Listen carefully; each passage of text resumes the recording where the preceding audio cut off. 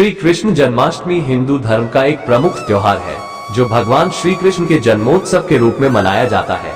ये त्योहार भाद्रपद मास की अष्टमी तिथि को मनाया जाता है जो आमतौर पर अगस्त या सितंबर में पड़ती है। इस दिन को जन्माष्टमी या गोकुलाष्टमी के नाम से भी जाना जाता है। श्री कृष्ण जन्माष्टमी का महत्व अत्यधिक है क्योंकि भगवान श्री कृष्ण को हिंदू धर्म में भगवान विष्णु के 8वें अवतार के रूप में पूजा जाता है। उन्होंने धरती पर अधर्म और अत्याचार का नाश करने के लिए जन्म लिया था।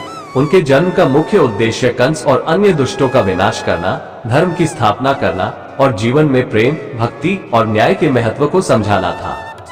श्री कृष्ण की लीलाएं। भगवान श्री कृष्ण की लीलाओं का वर्णन करना असंभव है क्योंकि उनकी लीलाएं अनंत और दिव्य है, लेकिन यहाँ कुछ प्रमुख लीलाओं का संक्षिप्त विवरण है।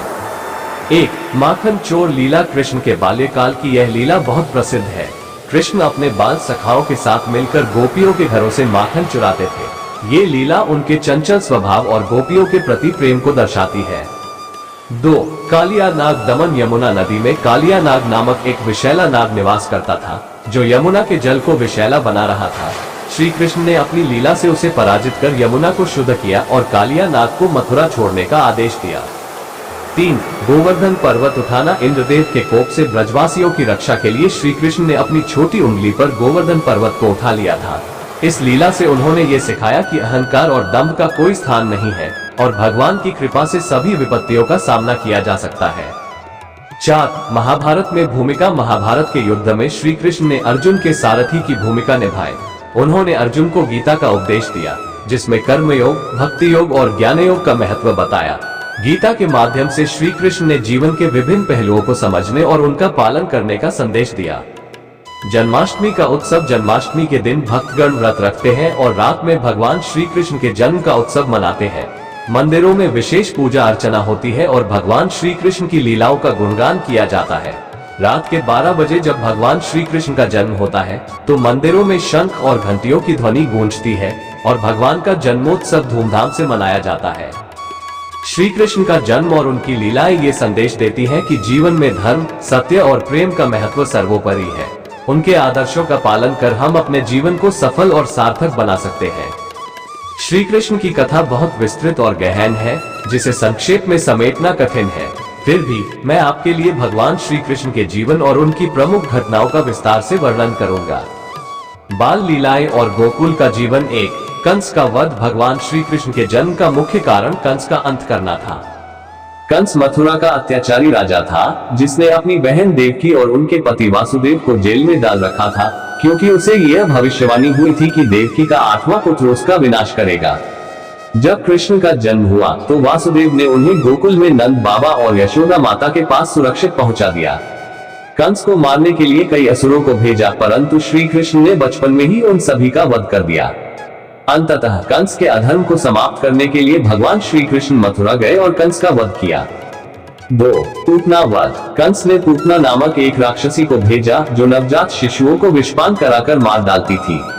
पूतना ने कृष्ण को भी मारने की कोशिश की परंतु श्री कृष्ण ने उसके विष भरे स्तनों को चूसकर उसका अंत कर दिया। 3. तृणावर्त वध। तृणावर्त नामक एक और राक्षस को कंस ने कृष्ण को मारने भेजा। ये राक्षस एक तूफान के रूप में आया और कृष्ण को उठाकर ले जाने लगा, लेकिन श्री कृष्ण ने अपनी दिव्य शक्ति से उसका गला घोट दिया और उसे धराशायी कर दिया। 4. माखन चोरी और गोपियों से लीला। कृष्ण के बाल्यकाल में माखन चोरी की लीला बहुत प्रसिद्ध है। वो अपने सखाओं के साथ गोपियों के घरों से माखन चुराते थे। ये लीला उनके चंचल स्वभाव और गोपियों के प्रति उनके प्रेम को दर्शाती है। गोपियां कृष्ण से बहुत प्रेम करती थी और उनके साथ खेलती थी। ये लीला बताती है कि भगवान के साथ आत्मीय संबंध ही सच्ची भक्ति है। किशोरावस्था और वृंदावन की लीलाएं। 1. गोवर्धन पर्वत उठाना। एक बार वृंदावन के लोग इंद्रदेव की पूजा कर रहे थे। श्री कृष्ण ने उन्हें गोवर्धन पर्वत की पूजा करने के लिए प्रेरित किया क्योंकि गोवर्धन पर्वत उन्हें प्रत्यक्ष रूप से भोजन, जल और जीवन प्रदान करता था। इंद्रदेव को यह अपमान लगा और उन्होंने वृंदावन पर घोर बारिश बरसाई। तब श्री कृष्ण ने अपनी छोटी उंगली पर गोवर्धन पर्वत को उठाकर पूरे गांव को सुरक्षित रखा। ये घटना बताती है कि अहंकार का नाश और भगवान की शरण ही जीवन का आधार है। 2. रासलीला। रासलीला श्री कृष्ण की एक दिव्य लीला है जिसमें उन्होंने गोपियों के साथ नृत्य किया। ये लीला भक्ति और प्रेम का प्रतीक है। रासलीला में श्री कृष्ण ने गोपियों के साथ जो प्रेम दर्शाया वह आत्मा और परमात्मा के बीच के अनन्य प्रेम को दर्शाता है। इस लीला का आध्यात्मिक अर्थ यह है कि भक्ति मार्ग में अपने आप को पूरी तरह से भगवान के समर्पित कर देना चाहिए। मथुरा और द्वारका की लीलाएं। एक, कंस का वध। जब श्री कृष्ण ने मथुरा वापस लौटकर कंस को चुनौती दी तो कंस ने उन्हें मारने के लिए कई योजनाएं बनाई, लेकिन सभी विफल रही। अंततः श्री कृष्ण ने कंस को अखाड़े में कुश्ती के दौरान मार डाला और अपने माता पिता को जेल से मुक्त कराया। 2, राज्याभिषेक और द्वारका की स्थापना। कंस के वध के बाद श्री कृष्ण ने मथुरा के सिंहासन पर अपने नाना उग्रसेन को पुनः स्थापित किया। बाद में कंस के ससुर जरासंध ने मथुरा पर कई बार हमला किया। इन हमलों से बचने के लिए श्री कृष्ण ने द्वारका नामक एक नए नगर की स्थापना की जो समुद्र के किनारे स्थित था। द्वारका में उन्होंने यादवों को बसाया और इसे अपनी राजधानी बनाया।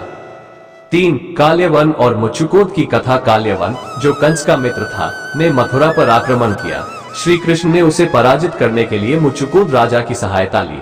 मुचुकुंद राजा का वरदान था कि वह जिस पर अपनी नजर डालेगा वह भस्म हो जाएगा। श्री कृष्ण ने काल्यवन को मुचुकुंद की गुफा में प्रवेश कराया और मुचुकुंद की दृष्टि पड़ने पर काल्यवन भस्म हो गया। महाभारत और श्रीमद् भगवद गीता। 1, महाभारत के युद्ध में श्री कृष्ण की भूमिका। महाभारत के युद्ध में श्री कृष्ण ने पांडवों का साथ दिया। उन्होंने अर्जुन के सारथी की भूमिका निभाई और युद्ध के मैदान में अर्जुन को भगवद गीता का उपदेश दिया। गीता का उपदेश आज भी जीवन के हर पहलू में मार्गदर्शन का स्रोत है। इसमें कर्मयोग, भक्ति योग और ज्ञान योग का महत्व बताया गया है। 2, शिशुपाल वध। राजा शिशुपाल, जो कृष्ण का चचेरे भाई था, बचपन से ही कृष्ण से द्वेष करता था। उसने जीवन भर कृष्ण का अपमान किया, लेकिन श्री कृष्ण ने उसे उसके 100 अपमान क्षमा किए। जब शिशुपाल ने 100 बार से अधिक अपमान किया, तब श्री कृष्ण ने अपने सुदर्शन चक्र से उसका वध कर दिया। अंतिम समय और भगवान श्री कृष्ण का निर्वाण। श्री कृष्ण ने धर्म की स्थापना और अधर्म का नाश करने के बाद अंत में पृथ्वी पर अपनी लीला समाप्त करने का निर्णय लिया। महाभारत के युद्ध के बाद यादवों के बीच आपसी कलह बढ़ गई। अंत में श्री कृष्ण ने अपने सभी यादवों का विनाश होते देखा। वे वन में एक पेड़ के नीचे ध्यानस्थ होकर बैठ गए।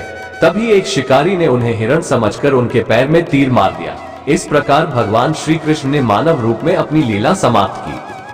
निष्कर्ष, भगवान श्री कृष्ण की कथा हमें यह सिखाती है कि धर्म और सत्य का पालन ही जीवन का सार है। उनके जीवन की लीलाएं हमें ये संदेश देती हैं कि प्रेम, भक्ति और कर्म के मार्ग पर चलकर ही हम जीवन में सफलता और शांति प्राप्त कर सकते हैं। श्री कृष्ण के उपदेश और उनकी लीलाएं आज भी हमारे जीवन में प्रेरणा का स्रोत है।